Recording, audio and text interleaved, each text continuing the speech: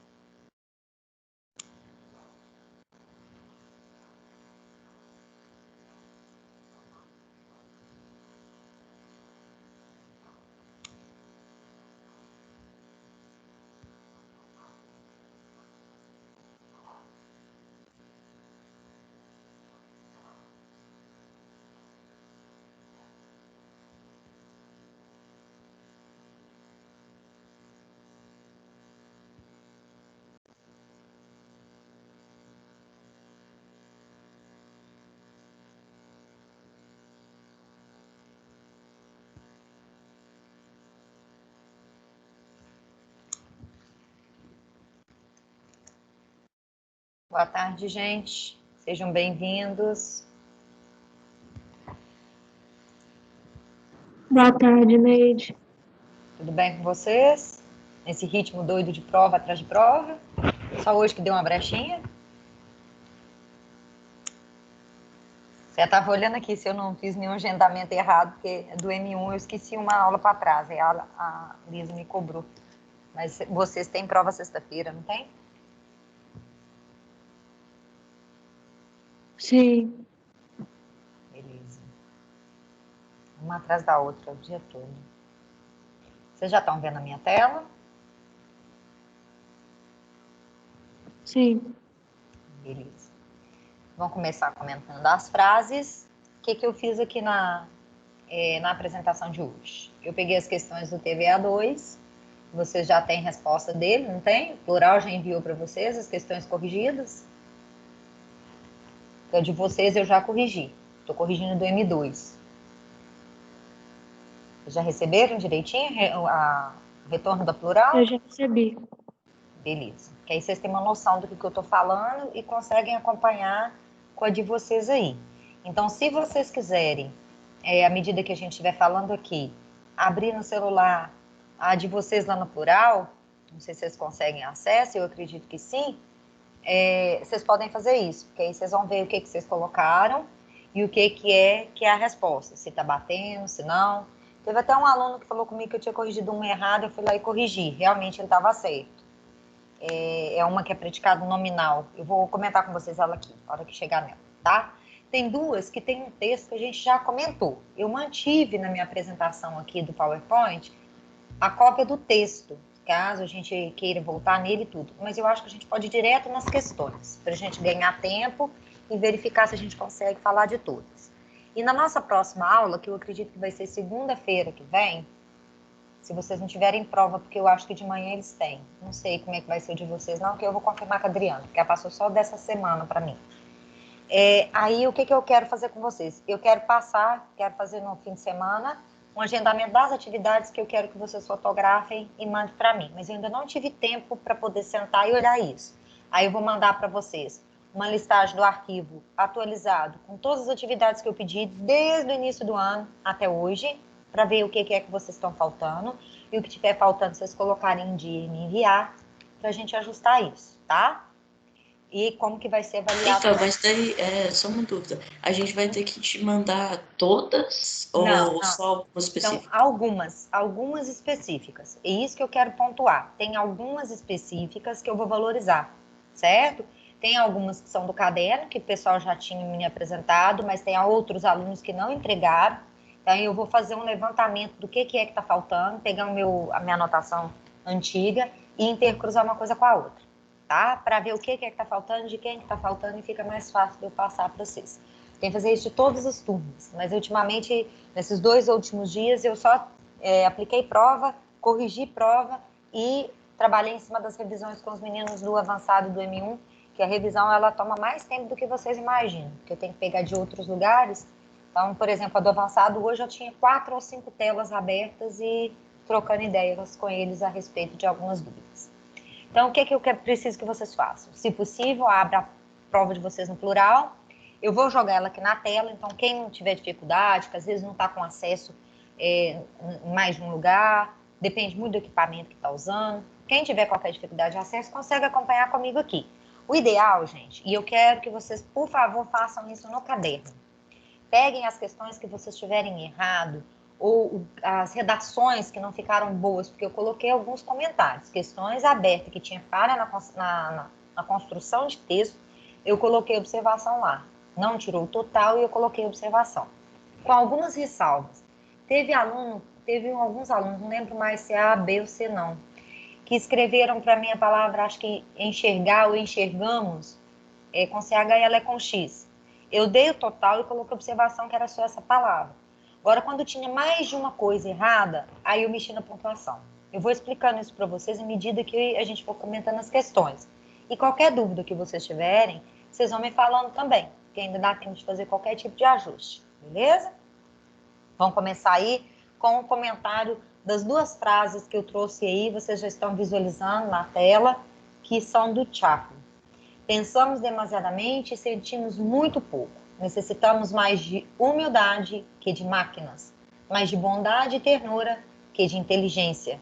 Sem isso, a vida se tornará violenta e tudo se perderá. Creio no riso e nas lágrimas como antídotos contra o ódio e o terror. Bom, essa primeira frase, ela é parte de um texto muito bacana do Chaplin, que já foi usado várias vezes na escola. Quase todo integral escute, a gente faz alguma coisa de base nesse texto, ou usando como intertexto, ou usando como ponto de apoio. Já aconteceu de grupos, tanto do F3 quanto do M3, de recitarem trechos desse último discurso dele, porque tem um viés social muito interessante. Esse pedaço em especial que eu coloquei aí, que é um post, né, na verdade, e que traz aí para gente o pensar e o sentir, né, 2 ações antagônicas e ao mesmo tempo complementares, que ele coloca aqui, inclusive, com caixa mais alta, né, com letra mais alta, maior, melhor dizendo. Quando ele coloca isso, ele confronta os 2 pontos principais da temática inicial do integral desse ano, que é razão e emoção. Então, vocês observem, pensamos demasiadamente e sentimos muito pouco. Ele está mostrando o confronto entre o pensar e o sentir. O pensar no campo da razão, o sentir no campo da emoção. Uma outra coisa que eu acho bacana é o valor que ele dá à questão da inteligência. Mais de bondade e ternura do que de inteligência, que a gente precisa mais de bondade e ternura do que de inteligência. Não adianta nada ter QI sem QE. Vocês já ouviram falar em QE e QI? Eu estou falando uma expressão que vocês ainda não conhecem. Eu já ouvi. Tanto QI quanto QE? QI é quociente de inteligência e QE é quociente de emocional? Isso mesmo. Então, QI, coeficiente de inteligência, QE, coeficiente emocional. Então, não adianta nada ter um QI altíssimo se eu não souber aplicar minha inteligência a favor daquilo ou, né, do mundo que eu estou, do papel social que eu exerço, da profissão que eu escolho seguir. Então, a inteligência, ela precisa estar relacionada diretamente à emoção. Ou seja, eu preciso ser racional, mas eu preciso também trabalhar o meu emocional. Quantas vezes eu tenho alunos assim, extraordinários em termos de aprendizagem, que acertam todas as questões, que têm um resultado excelente em todo tipo de simulado aqui na escola, e que chega lá no Enem, afunda. Por quê? Porque às vezes o emocional está desequilibrado. É o emocional que vai ajudar a gente a usar a nossa inteligência de modo mais racional possível. Então, quando ele diz que a gente precisa de olhar para esse QI, né, com bondade e ternura, usar a nossa inteligência, mas aplicando isso de uma maneira mais emocional. Eu acho que a gente tem que aprender. De manhã, eu comentei essas 2 frases com o avançado hoje, sabe? Teve um aluno que ele deu fez um comentário, melhor dizendo, muito interessante, jogando QI e QE. Que adianta a gente fazer um teste de QI, ter um QI altíssimo, e a pessoa olhar para isso só de uma maneira isolada, e essa pessoa não consegue aplicar, não consegue realizar, não consegue sair do lugar, ela não consegue tomar atitude. Então, isso tudo é do campo da emoção que vai me auxiliar a fazer uma ponte entre inteligência e emoção. Sem uma coisa, a outra não funciona. E uma das coisas que a gente, um dos principais pilares, eu acho que a pandemia traz isso muito claramente, nessa questão de usar como antídoto, ou seja, como uma saída, como uma estratégia, é usar a nossa emoção para nos dar pistas de como que a gente deve agir. Então, quando ele coloca aí na segunda frase, creio no riso e nas lágrimas como antídotos contra o ódio e o terror, eu só consigo visualizar, né, através da dor ou do prazer, da alegria, quando eu consigo trabalhar a minha emoção, trabalhar a empatia, né? Quando a pessoa está muito triste e eu não consigo sentir a dor dela, não consigo perceber o que é que está fazendo com que ela sofra, eu consigo simplesmente propagar cada vez mais esse terror e esse ódio. A questão da violência também, como ele coloca aqui. Então, eu acho que as duas frases dialogam muito. E eu queria ouvir de vocês o que vocês pensam, antes da gente começar o nosso comentário das questões do TVA. O que não der tempo de comentar hoje, a gente comenta na nossa próxima aula. Nós vamos fazer esse comentário usando a nossa avaliação, que é quantitativa. O que é isso? Que vale nota, que tem pontuação específica, também como avaliação formativa. O que é isso? É quando eu olho para a avaliação e percebo através dos meus erros, das minhas dificuldades, porque às vezes você acertou a questão, você pontuou adequadamente, você teve a questão de ponto, mas você ficou inseguro. Então, tem alguns pontos que a gente pode ir sanando no processo. Quanto mais base a gente tiver, mais segurança também vocês vão ter para aplicar. Beleza? O que vocês me dizem das duas frases? Quem poderia comentar aí? Quem já tinha visto alguma delas? Chaplin é famoso nesse aspecto, né? Traz aí uma maneira bacana para a gente poder perceber a conexão entre inteligência e emoção, ou entre razão e emoção. O que vocês me dizem?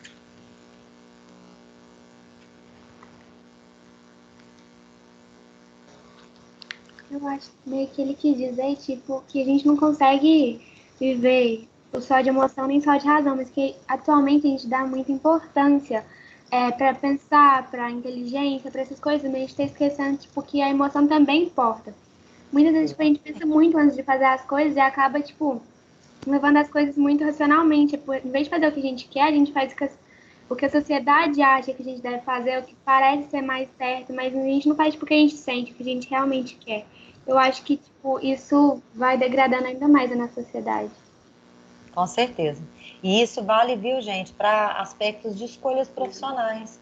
Quantas vezes o que faz a diferença lá na frente é escolher aquilo que você gosta, não necessariamente, né, aquilo que você vai querer ganhar dinheiro, vamos dizer assim. Não tem que pensar no fator só financeiro. Ah, mas se eu escolher alguma coisa que me dá só prazer e não me dá dinheiro, eu vou morrer de fome. Depende de como você arquiteta e organiza isso.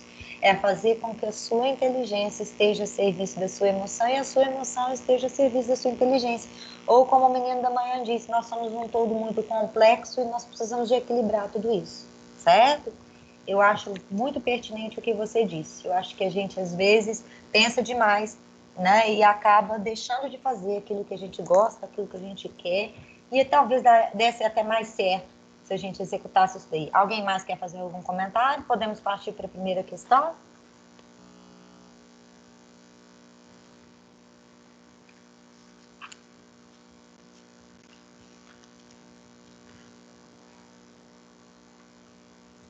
Podemos dar sequência, gente? Beleza? Tá tudo ok? Bom, a primeira questão, a de número 579, vocês vão ver que eram várias questões conjugadas com esse texto do Luiz Fernando Veríssimo, que vocês me falaram na nossa... na live que a gente estava corrigindo os exercícios lá da Plural, eu fiz alguns exercícios, inclusive tinha questões desse texto, e vocês falaram que a Roberta trabalhou esse texto com vocês. Quando a gente se depara com um texto numa prova, que a gente já teve aí uma abordagem em sala de aula, a gente tem aí um ponto a mais para a gente acertar qualquer tipo de questão que vier ali. É claro que a questão, né, a primeira questão da prova de vocês, que é a 579 do Banco da Plural, ela é uma questão muito mais técnica do que interpretativa. Mas há duas questões em relação a esse texto que colocadas na prova, e havia uma terceira que a gente comentou antes, e a que a gente comentou antes dava a resposta dessa que estava aqui na prova, as duas por sinal, pelo menos a segunda nem tanto, mas a primeira com certeza, e muita gente respondeu errado.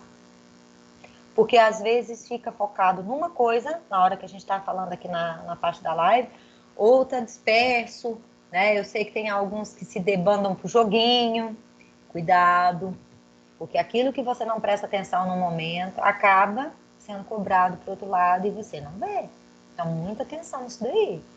Vamos lá, eu vou direto para a questão, então eu vou saltar as 3 primeiras ou 4 primeiras telas que são relativas ao texto. Se precisar, a gente volta nele, mas vocês já leram o texto comigo numa outra aula, leram o texto lá de novo na prova, já conhecem. Então, o texto é importante estar lá, porque ele é um suporte a mais se você precisar ir e voltar, mas não tem necessidade de a gente ficar toda a vida nele, tá? Cuidado e atenção com os textos do Luiz Fernando Veríssimo. Há vários textos dele, em várias provas, em atividades avaliativas. O que a gente sabe sobre o Luiz Fernando Veríssimo que é importante pontuar? Luiz Fernando Veríssimo, ele trabalha principalmente com um gênero que é a crônica. O que é a crônica? Qual é o tipo de texto que explora esse recurso que é chamado crônica? A palavra crônica vem de cronos, tempo, tá? Então, a crônica, ela sempre vai trabalhar com alguma coisa do cotidiano, do nosso dia a dia, daquilo que está mais próximo de nós, tá? Ele faz isso numa estrutura narrativa. A crônica, ela pode ser narrativa, ela pode ser dissertativa e ela pode ser mista. O que é isso? Vamos tentar trazer para cá. Eu acho que vocês já estudaram isso com a Roberta, mas não acho que não custa pautar e pontuar, porque eu acho que é acréscimo em todo tipo de texto que a gente for explorar. A crônica narrativa é aquela crônica que conta uma história. Então, ela vai ter aqueles mesmos elementos da narrativa. Narrador, personagens, tempo, espaço, enredo, foco narrativo, ou em primeira ou em terceira pessoa. O que é isso? Em primeira pessoa, quando o narrador faz parte da história. Em terceira pessoa, quando o narrador quando ele conta uma história de alguém que está do lado de fora. Então, ele não faz parte, não é personagem da história, certo? Pode ser protagonista e pode ser personagem apenas secundário, tá, gente? Quando a gente fala da narrativa em primeira pessoa. Quando a crônica ela é dissertativa, é quando ela está falando sobre algo do cotidiano, mas ela está falando das expressões, dos sentimentos. Tem uma cronista que eu gosto muito, que é a Marta Medeiros. A Marta Medeiros, a Leila Ferreira, vai trabalhar muito com essa estrutura da crônica dissertativa, que vai falar muito mais das percepções, daquilo que se sente, a partir daquilo que se viveu, tá? Então, o foco não é a narração, é as impressões sentimentais, emocionais, sensoriais, que se percebe a partir daquilo que se viveu, tá? E a mista, quando tem um quê ou uma mistura das duas, certo? Bom, vocês já estudaram crônica? Posso comentar a partir do que nós comentamos aqui? Há alguma dúvida sobre isso? Embora a nossa questão está explorando outra coisa? Vou usar a resposta antes da hora ali para vocês, não tem problema não. Ficou clara essa parte de crônica? Vocês já conheciam? Todos esses aspectos? A gente estudou crônica com a Roberta. Ótimo, aí fica mais ainda consistente para a gente poder falar aqui. Bom, essa questão, ela estava quase que exatamente da mesma forma na nossa atividade anterior à prova, que é a atividade que eu fiz para preparar para a prova. Então, para responder a questão, leve em consideração a oração abaixo. Esse trecho, então, estava idêntico. De dentro do apartamento veio uma voz assustada, né, que é o que está em negrito aqui dentro, ó. Aí ele reescreve isso um pouquinho para baixo, ó. Observe essa mesma oração na ordem direta. Então, essa frase que vocês estão vendo em negrito, ela não está na ordem direta. Porque a frase que não está na ordem direta é chamada dentro da língua portuguesa de ordem inversa, ou, por alguns gramáticos, de ordem indireta. Mas o comum é ordem inversa. O que é a ordem inversa? É quando subverte essa lógica que está dentro do parêntese aqui, ó. A frase deveria começar com sujeito, depois apresentar um verbo, depois o objeto, depois os adjuntos. Adjunto adverbial, adjunto de nominal e por aí vai, tá? Bom, quando essa frase, ela quebra essa estrutura, ela começa com adjunto adverbial, que é o que nós temos aqui, ó. De dentro do apartamento, na verdade, é um adjunto adverbial. Então, o que ele observa pra gente aqui? O que ele trouxe pra gente observar? Que o de dentro do apartamento já foi deslocado lá para o início da frase, certo? Então, se ele trouxe o de dentro do apartamento, que é um adjunto adverbial, ou uma locução adverbial que indica lugar, certo? Que é de onde está vindo a voz. Nesse caso, eu consigo observar esse deslocamento. O que mais que é importante a gente observar aqui? Quando ele reescreve a frase, uma voz veio assustada de dentro do apartamento, você já tem essa ordem direta que ele está mencionando aqui. Então, vai ficar muito mais fácil vocês visualizarem por essa do que pela frase que está aqui. E muita gente, mesmo eu já tendo comentado essa frase, tendo falado o que era uma voz, tendo falado o que era uma assustada, não prestou atenção e respondeu errado a primeira questão, tá? Foi uma grande parcela, né, digamos assim, de todas as 3 turmas, que respondeu que isso aqui era predicativo do objeto e é do sujeito. Vamos ver por quê? Então, vamos lá. Se eu analiso nessa frase, uma voz veio assustada de dentro do apartamento. Cadê o verbo? Cadê o verbo? Veio. Eu sempre acho o verbo, pergunto o que ou quem para o verbo. O que veio? Uma voz. Uma voz. Então, o que essa assustada está fazendo ali? Esse assustada, ele está sendo flexionado em gênero feminino, porque voz também é feminino, certo? E no singular, porque voz também está no singular, de acordo com o sujeito. Então, nesse caso, o verbo veio é intransitivo e o assustado é predicativo do sujeito. Olha o que a questão vai trazer para a gente. O predicativo que aparece no predicado verbo nominal, então ele já te deu uma informação que isso aqui é um verbo nominal. Pode referir-se ao sujeito ou a um complemento verbal. O que é se referir a um complemento verbal? É quando eu tenho, gente, por exemplo, eu encontrei Paulo assustado, ou eu encontrei Paula assustada. Esse assustada está se referindo a Paula, não a mim.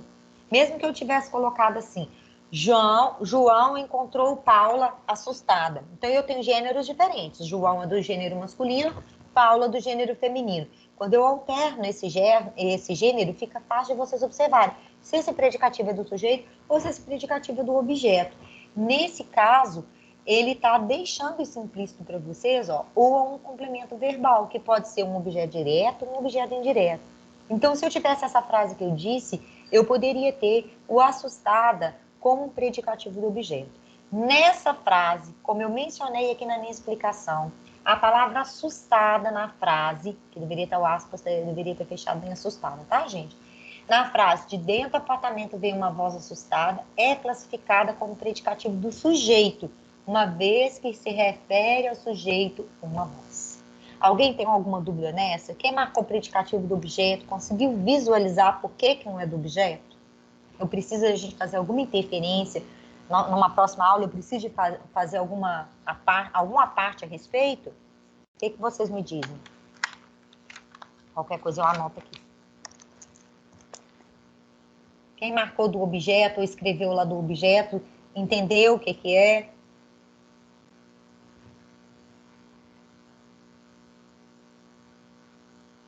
O que vocês me dizem?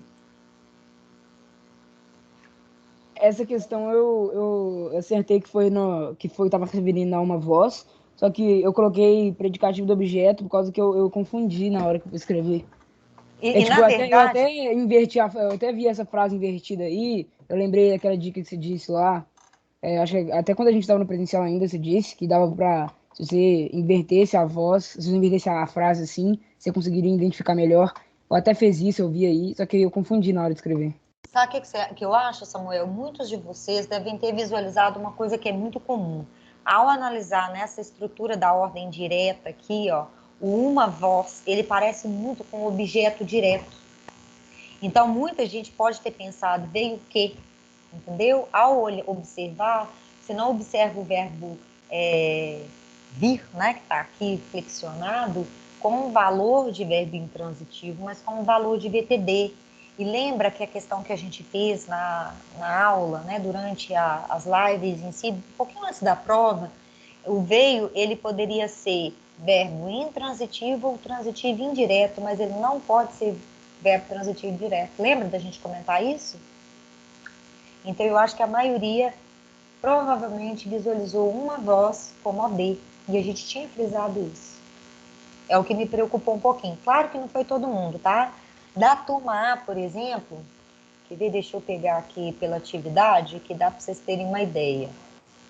Da turma A, eu tenho um percentual aqui, deixa ele atualizar aqui, que ele é um pouquinho leso por tal do plural. Vocês não estão visualizando o que eu estou, não, mas eu estou com o plural aberto nas 3 telas das 3 turmas, para ter uma noção, porque é nesse ponto que eu acho que a gente tem como usar esse digital a nosso favor. Então, um pouquinho leso aqui, mas está abrindo.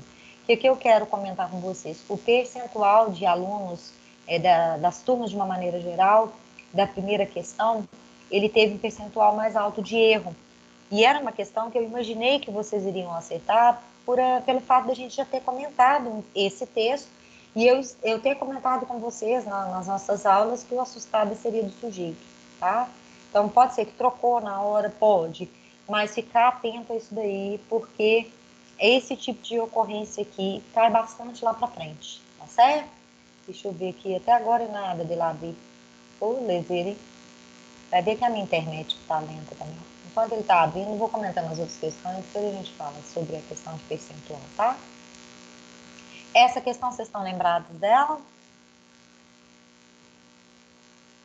Essa questão, assim, quase todo mundo conseguiu visualizar. Eu acho que ela tem uma coisa no comando que pode ter pegado alguns, né? Não é uma questão difícil também, não.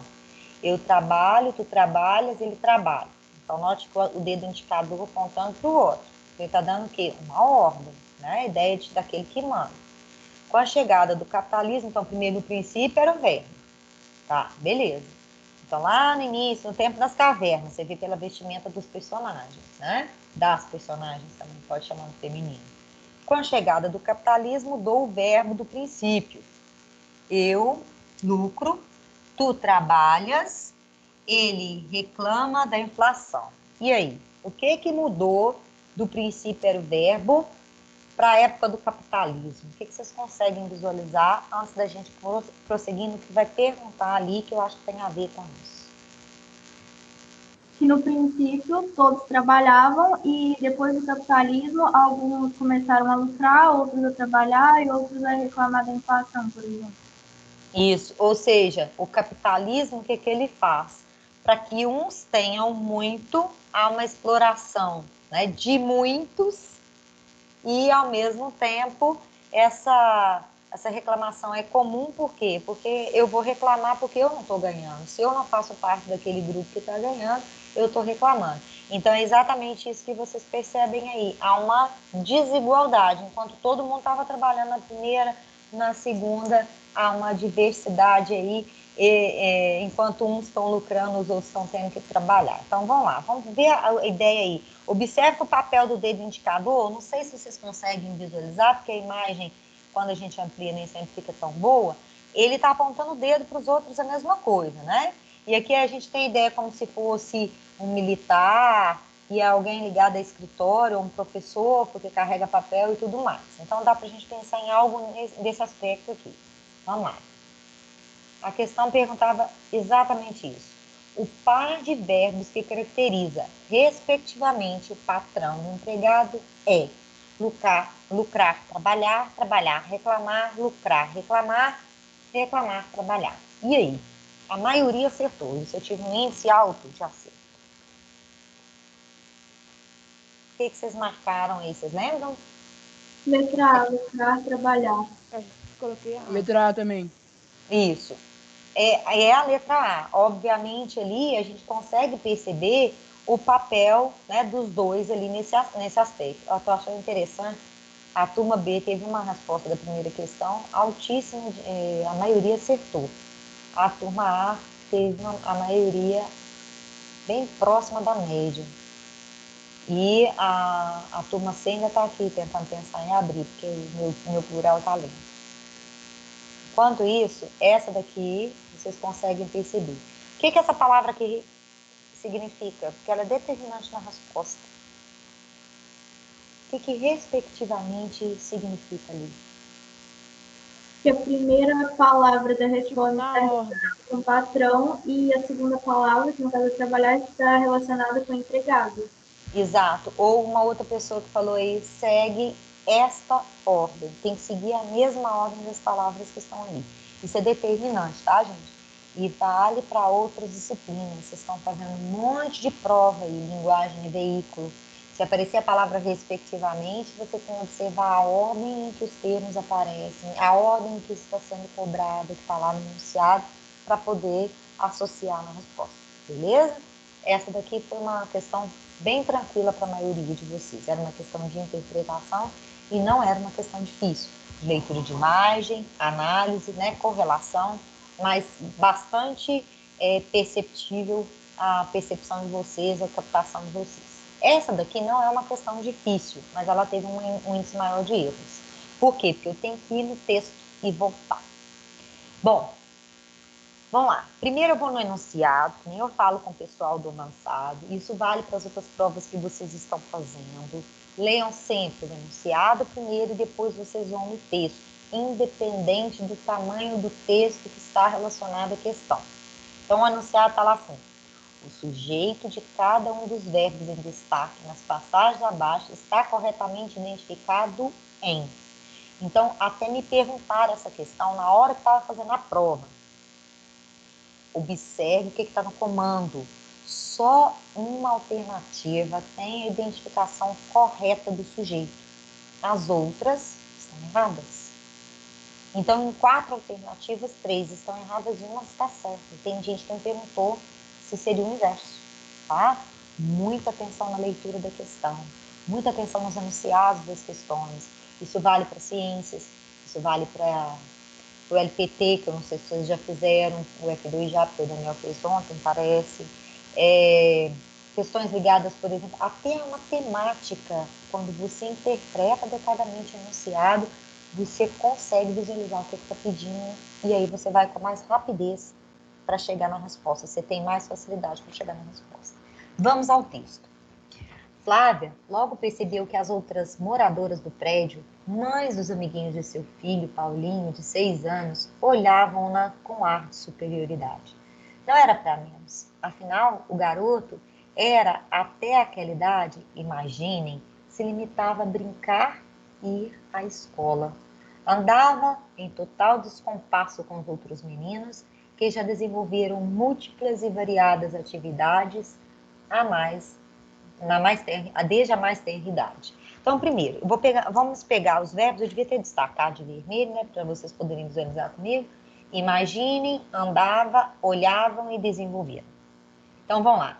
Onde que está o primeiro? Imaginem. Acha o verbo para mim. Lê onde que ele está. Lá no texto, pegando do ponto até o outro ponto, porque aqui ele cortou. É importante que a gente leia um pouquinho antes. Lê para mim esse trecho. Não era para menos. Afinal, o garoto até aquela idade, imaginem, se limitava a brincar e à escola. Andava em total descompasso com os outros meninos, que já desenvolveram múltiplas e variadas atividades desde a mais tenra idade. Isso. Esse imaginem tem como sujeito mães?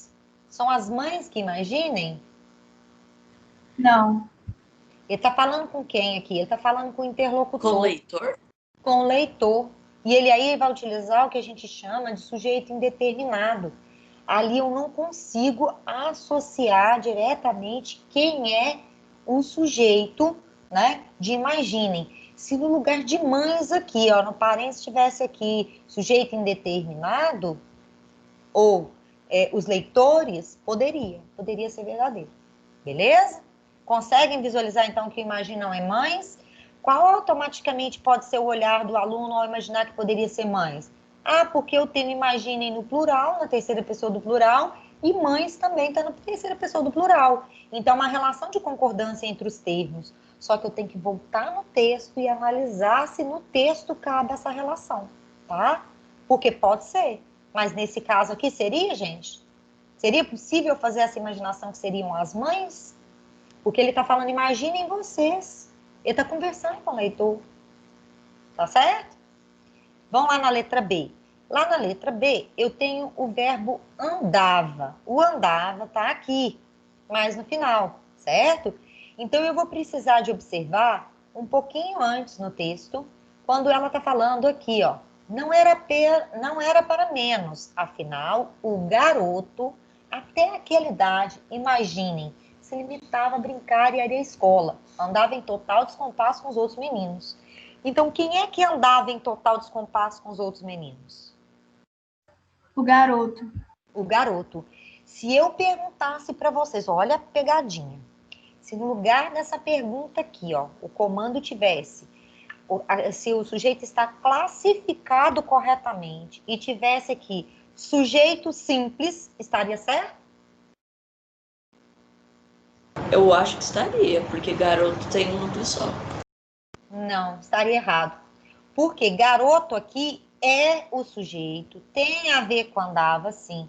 Mas o andava inicia uma frase, Luan, tá vendo? E garoto tá na frase anterior, consegue perceber? O garoto se limitava a brincar e a ir à escola. Então, o garoto é sujeito desse se limitava a brincar e ir à escola aqui. Mas do andava, ele é por remissão. Ou seja, se eu pergunto aqui, tá certo? Tá certo. O garoto é realmente o sujeito ali. Dá para perceber perfeitamente. Mas a classificação do sujeito do andava seria sujeito oculto ou implícito. E isso pega. Então, a questão ficaria muito mais complexa. Embora eu tenha alunos que erraram essa questão por não voltarem no texto. Eu acredito que é por não voltarem no texto. Ficou claro que é a letra B, mas deixa eu comentar as outras, tá bom? C. Mães dos amiguinhos do seu filho, Paulinho, de 6 anos, olhavam-na. Quem é que olhavam para Flávia? Vamos lá, vou observar se é Flávia. Teria jeito de ser Flávia? O verbo está no plural, o sujeito está no singular. Tem jeito do sujeito ser Flávia? Não, seria... Como é que chama? Teria um erro de concordância, né? Isso. Então, na verdade, quem é que olhavam? As outras mães, né? Mães dos amiguinhos de seu filho. Quando a gente volta aqui na frase, ó, Flávia logo percebeu que as outras moradoras do prédio, mães dos amiguinhos do seu filho, olhavam-na. Então, esse mães dos amiguinhos do seu filho é que é o sujeito de olhavam-na. Se eu perguntasse esse na aqui, o na é que se refere a Flávia, beleza? Olhavam para quem? Para Flávia, certo? Vamos lá na D. Que desenvolveram múltiplas e variadas atividades. Então, onde que está isso? Tá um pouquinho para frente da onde a gente estava lendo. Deixa eu ver. Não, no final. Andava em total descompasso com outros meninos, que já desenvolveram múltiplas e variadas atividades desde a mais tenra idade. Desenvolver pode ser atividade, gente? Quem é que desenvolveram? Pergunta para o verbo desenvolver e acha para mim. Quem é que desenvolveram múltiplas e variadas atividades? Os outros meninos. Os outros meninos, mas eu vou ser mais precisa para vocês. Qual é o sujeito aqui de desenvolveram? Isso pega mesmo. Até lá no avançado eles têm dúvida. Os outros meninos por referência, por remissão, que nem garoto. Mas o sujeito é que. Ah, mas que pode ser sujeito? Pode. Esse que, ele é chamado de pronome relativo. Vocês vão estudar isso lá no N2, tá? E esse pronome relativo, ele retoma coisas no texto. Vocês já usam o que e devem utilizar. Tem mecanismos linguísticos que a gente usa sem nomear. E depois vocês vão aprendendo os nomes e a associar o nome com o papel. Então, esse que serve para não repetir esses termos, outros meninos aqui. E esse que é sujeito do desenvolver. E se refere a meninos. Beleza? Então, essa questão aqui, ela pegava um pouquinho, porque eu teria que ir e voltar no texto. Combinado? Vamos passar para a próxima. Essa questão teve umas respostas bacanas. A maioria conseguiu visualizar bem, conseguiu analisar bem. Só tem um pequeno problema para eu puxar as orelhas de vocês, para vocês não fazerem nas outras disciplinas e não perder ponto com besteira. Não usem TNTs, gente. Ah, mas a prova é digital. A prova é digital, mas você está sendo avaliado. Ainda mais em português. Quem escreveu o quê, só o quê, eu tirei ponto. Não tem jeito de não tirar. É português, gente. Tem que escrever. Questão discursiva é para escrever. Certo? Então, muito cuidado. E essa, como o Samuel até colocou que essa é boa, eu gostei da questão porque eu achei ela uma questão inteligente. Ela não é uma questão difícil, mas vocês tinham que fazer uma interpretação dela. Então, ela é bem bolada. Então, você tem ali uma charge, outra coisa que apareceu, não tirei ponto quanto a isso. Mas eu preciso que vocês comecem a fazer a distinção entre os tipos de texto verbal e não verbal. O que é charge, o que é cartoon e o que é tirinha. Não é a mesma coisa. Quem sabe me dizer o que é charge? Isso aqui é uma charge. Me diz aí o que é charge. Charge geralmente é tipo... eu não sei muito bem como falar, um gênero, não sei. Geralmente é composto por apenas um espaço só, mas dependendo pode conter dois. Geralmente ela tem o objetivo de criticar. Geralmente ela utiliza do humor e da ironia para criticar alguma coisa. Exatamente. Então, a charge, ela pressupõe esse ponto da ironia, sim. Ela sempre tem um tom de crítica. Um outro ponto importante da charge. A charge, ela tem um quadro só. Então, ela trabalha com um jogo de imagem e um jogo de palavras. Ah, pode ser só imagem? Pode. Uma imagem só pode significar, pode retratar a charge. Mas observem que aí é um tom de crítica. Ela está criticando exatamente a imprudência de determinados motoristas que bebem e pegam o volante. E a gente sabe que não é um nem outro não, tá, gente? Enquanto não havia a lei seca, isso era ainda mais recorrente, tá? A questão do bafômetro, questão da multa cada vez maior, de perder os pontos na carteira e até mesmo a apreensão do veículo, essa coisa toda, que fez com que mudasse a postura de muitos motoristas brasileiros. O que é cartoon? Quem sabe me contar o que é o cartoon?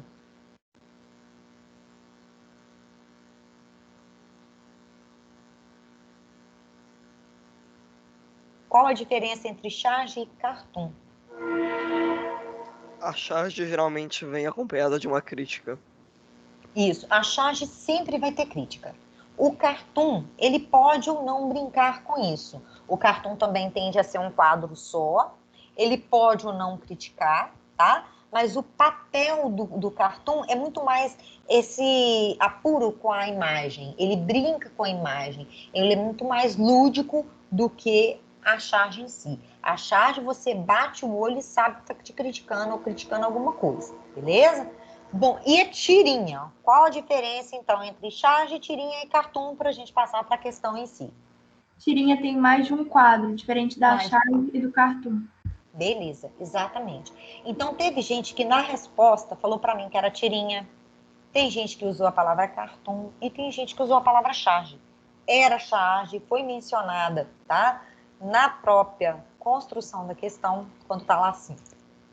Explique a forma em que o humor é destacado na charge, de acordo com as inferências do sujeito aos personagens, na fala de um deles e nas imagens estabelecidas para a interpretação dos leitores. A pergunta, ela já te dá a pista. O humor. Primeiro, gente, humor não é achar graça, tá? O humor, ele brinca com a ironia. Tem gente que fala assim, eu achei graça nenhuma nesse humor, tá? Não tem humor nenhum nisso aqui pra mim. Eu não achei engraçado. Que piada, mas sem graça. Esse humor, nem sempre na nossa interpretação, ele é engraçado. Mas ele é sempre irônico.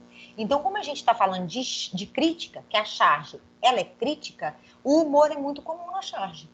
Toda charge tem humor? Não, tá? Porque às vezes a ironia, ela é tão alta que ela chega a ser a sátira. Então, ela é levada no seu ponto mais alto lá, tá? Então, pode acontecer isso daí sim.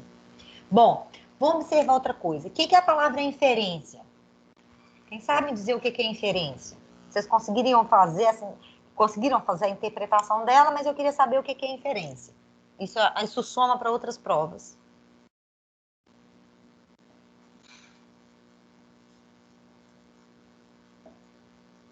Quem sabe me dizer aí, gente, o que é inferência?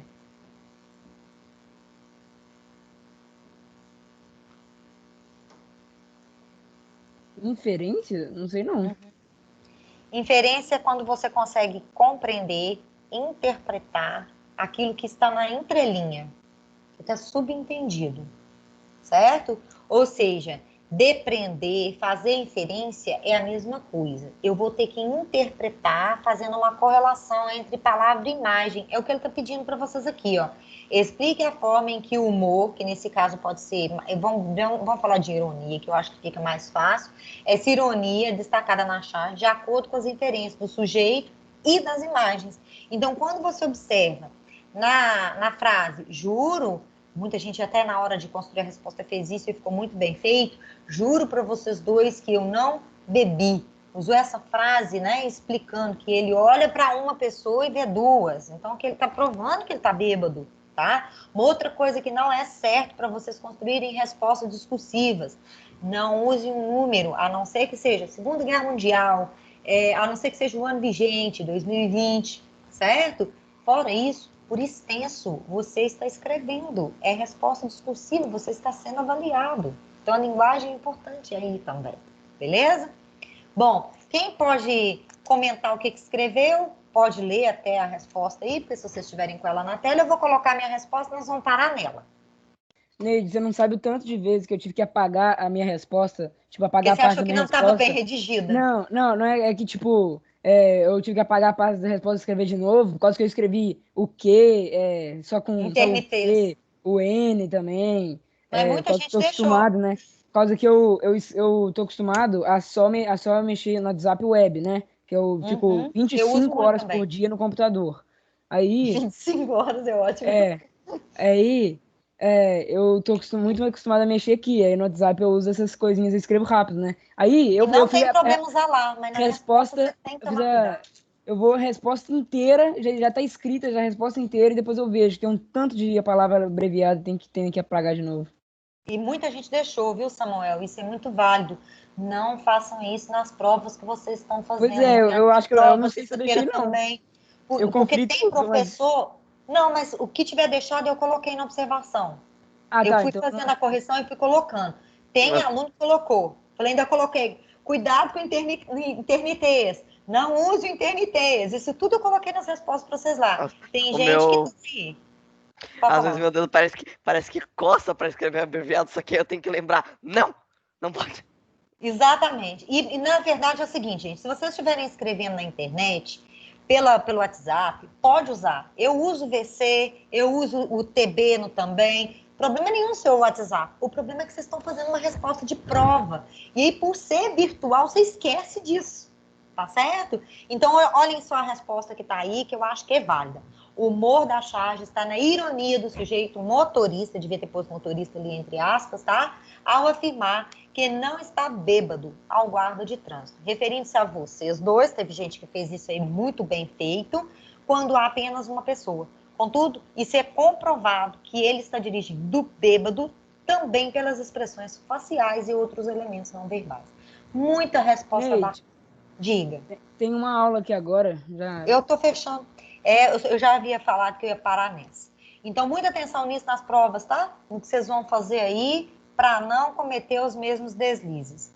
Valeu, viu, gente? Nós vamos continuar a partir dessa na segunda-feira. Boas provas para vocês, boas aulas agora. Até mais. Valeu. Até mais.